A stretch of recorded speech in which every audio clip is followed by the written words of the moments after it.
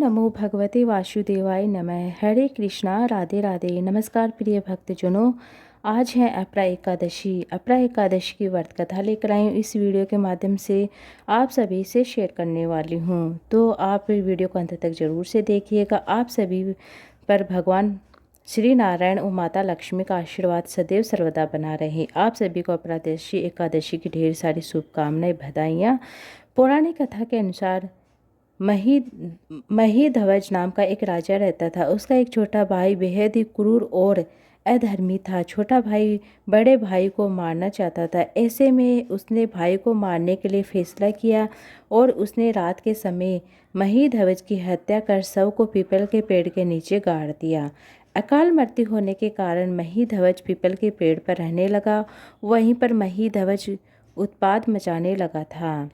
और साथ में क्या था, एक बार ऐसा समय आता है कि जब उस पेड़ के पास से धोरे ऋषि जा रहे थे, तो उस दौरान उन्होंने उस आत्मा को देखा। उसके बाद उसे ऋषि ने परलोक उपदेश दिया। उसके बाद ऋषि ने स्वयं प्रेत योनि से मुक्ति के लिए ज्येष्ठ माह के कृष्ण पक्ष की एकादशी, जिसे हम अपरा एकादशी कहते हैं, व्रत किया। ऋषि के द्वारा व्रत करने से उस आत्मा को प्रेत योनि से मुक्ति मिल जाती है, जिसके बाद उस प्रेत आत्मा ने ऋषि का धन्यवाद किया और स्वर्ग को चला जाता है। अब मैं आपको बता दूं कि ज्येष्ठ माह के कृष्ण पक्ष की जो एकादशी है, इसकी शुरुआत 23 मई को देर रात 1:12 पर हो रही है और ज्येष्ठ माह के कृष्ण पक्ष की एकादशी तिथि का समापन 23 मई को रात 10:23 पर हो रही है। ऐसे में आज आप 23 मई अपरा एकादशी का व्रत कर सकते हैं। अब मैं आपको एक अन्य कथा सुनाने जा रही हूँ। अपरा एकादशी, महाराज युधिष्ठिर कहते हैं कि भगवान श्री कृष्ण से कहते हैं कि आज अचला एकादशी के नाम का महात्म्य पूजा विधि के बारे में जाना है। अब आप मुझे सविस्तार पूर्वक जो ज्येष्ठ माह के कृष्ण पक्ष की एकादशी है, उसे किस नाम से जानते हैं, आप विस्तार पूर्वक बताइए। सबसे पहले व्रत किसने किया था? तब भगवान श्री कृष्ण कहने लगते, हे राजन, इस एकादशी का नाम अपरा एकादशी है।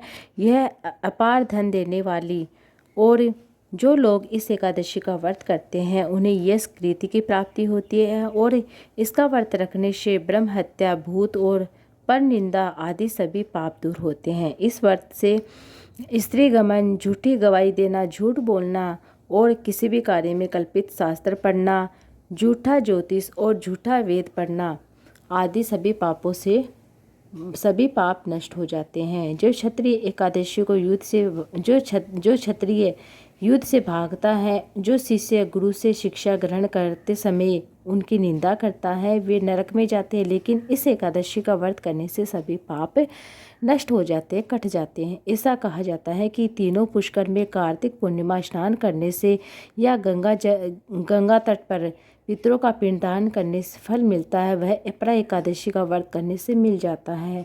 मकर के सूर्य में प्रयागराज के स्नान और शिवरात्रि व्रत में सिंह राशि के गुरु में गोमती नदी में स्नान करने से, कुंभ में केदारनाथ और या बद्रीनाथ की यात्रा करने और सूर्य ग्रहण में कुरुक्षेत्र में स्नान और शरण, हाथी घोड़े दान करने या नव पशुता को गोदान से जो फल मिलता है, वह अपरा एकादशी का व्रत धारण करने से मिल जाता है। यह व्रत जैसे कि पाप रूपी वृक्ष होता है, उसको काटता है और पाप रूपी ईंधन को जलाने के लिए अग्नि देता है। इस एकादशी का व्रत भगवान का पूजन करने से सब पापों से मुक्ति मिल जाती है, विष्णु लोक को प्राप्त हो जाता है। हे राजन, यह अपरा एकादशी कथा मैंने लोक हित के लिए कही है। इसे पढ़ने सुनने से सभी मनुष्य के सभी पाप नष्ट हो जाते हैं, इसमें कोई संदेह नहीं है। ये थी आज की कथा। उम्मीद है आपको अच्छी लगी।